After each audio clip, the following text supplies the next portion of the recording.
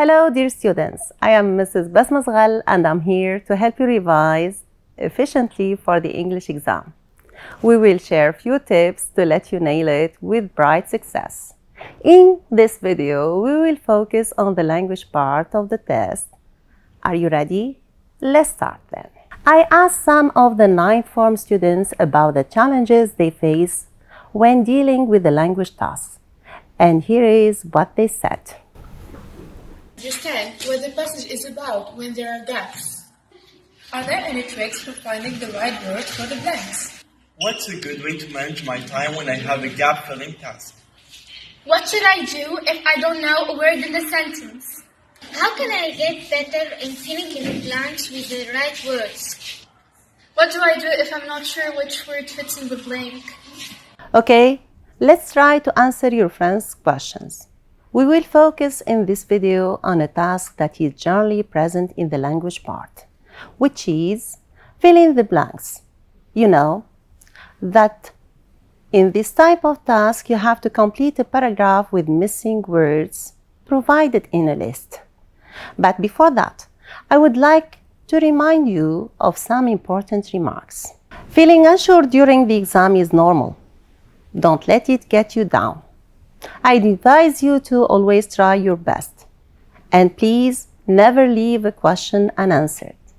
Okay, now let's do the gap filling task taken from the 2023 national exam. Here it is. Let's read the instruction. Fill in the blank with 6 words from the list below. And the words are: who came office after, which courtyard, but on. Just some tips before doing the task. And for this type of language tasks, start by reading the whole paragraph a few times to understand the context.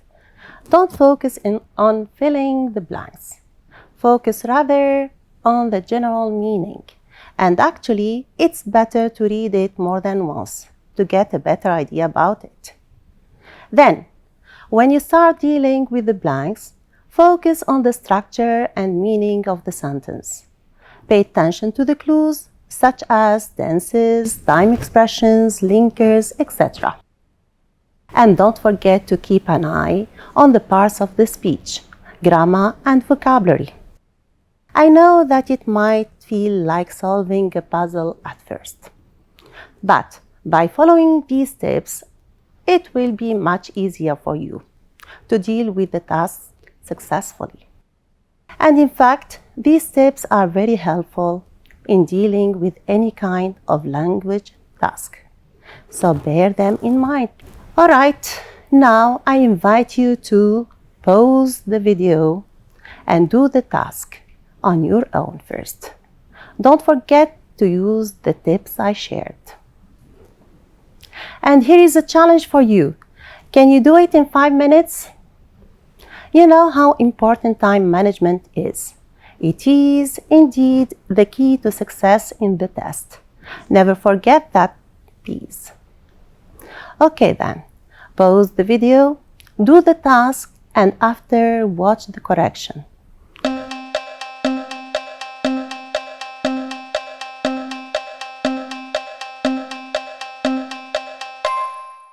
Time for correction. I have a lot of funny memories. One day, as I was walking across the school, blank. Here, we are talking about a place in the school. We need a noun to name the place. Let's see the words in the list. The only noun that is meaningful is courtyard. Actually, school courtyard is a compound noun as it is made by adding a noun to another noun. Good. Now the next gap. A shoe fell from the sky and hit me blank, the face. It knocked me onto the floor. Here, there is the verb hit. Where did the shoe hit him? The face. Right. We must use a preposition to express this. In fact, the verb hit can be followed by a preposition to indicate the part of the body that was hit. Let's see in the list. There is only one preposition, which is on. So, the answer is a shoe fell from the sky and hit me on the face. It knocked me onto the floor. Nobody cared, or even blank. To ask for the shoe. Look at the word before or. It's the verb care, and it is in the simple past. So normally after or, we're going to write another verb.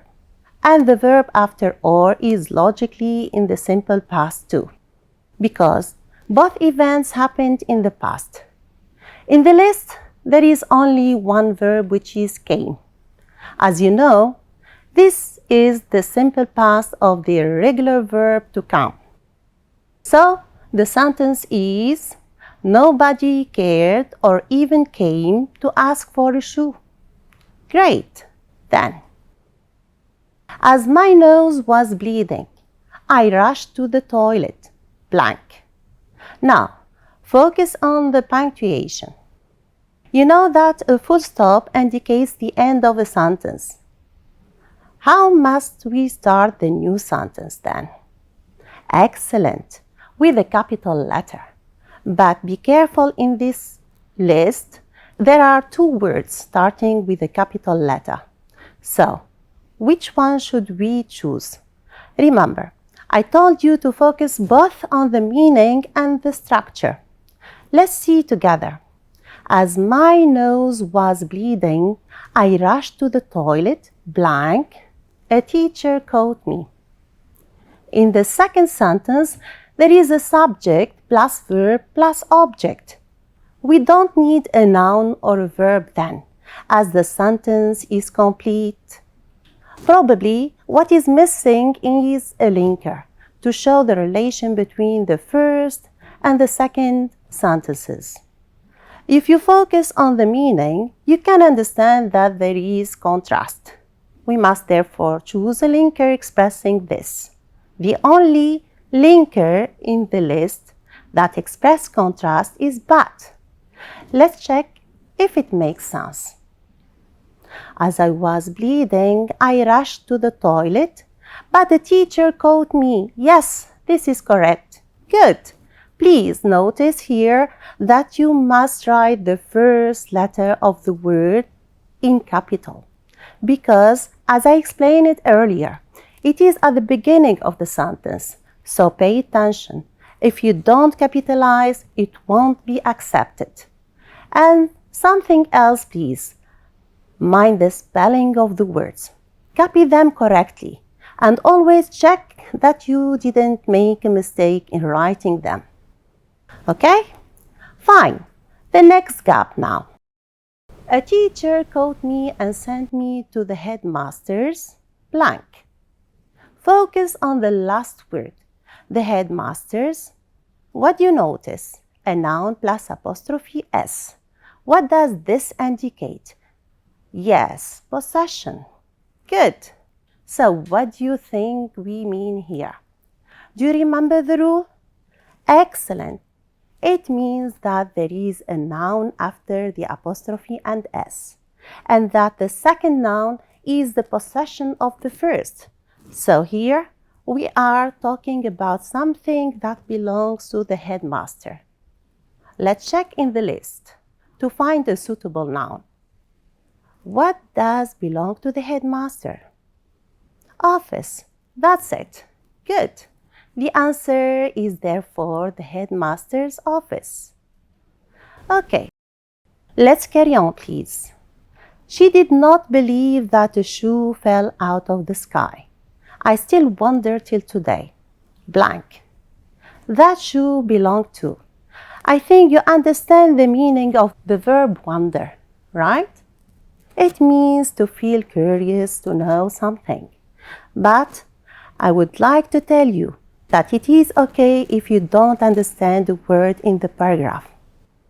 If you come across a new word, just try to understand the overall meaning of the sentence. And if you still can't understand it, try to guess it if it is a verb or noun, and I advise you to look for clues such as the way the word ends. For example, if it ends with shin, you can say that it is a noun. Look at its place in the sentence too. For instance, if it is after a subject, it is most likely a verb. What I am trying to say here is that you mustn't let the new words stop you from doing the task.